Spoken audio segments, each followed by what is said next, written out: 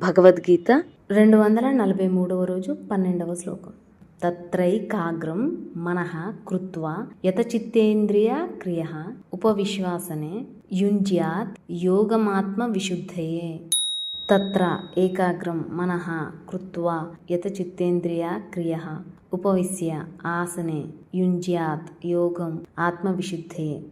యతచిత్తేంద్రియ క్రియః స్వాధీనమైన ఇంద్రియ మనోవ్యాపారములు గలవాడై మనస్సును ఏకాగ్రం ఏక విషయమునందున్న దానిని గను కృత్వా చేసి తత్ర ఆసనే పీఠమునందు ఉపవిశ్య కూర్చుండి ఆత్మవిశుద్ధయే ఆత్మశుద్ధి కొరకు యోగం ఆత్మయోగమును యుంజ్యాత్ అభ్యాసము చేయవలెను.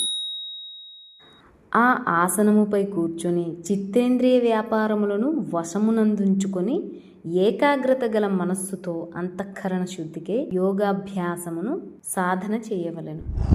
Sitting on that seat, one should control the activities of the mind and senses and practice yoga with a concentrated mind for the purification of the internal consciousness.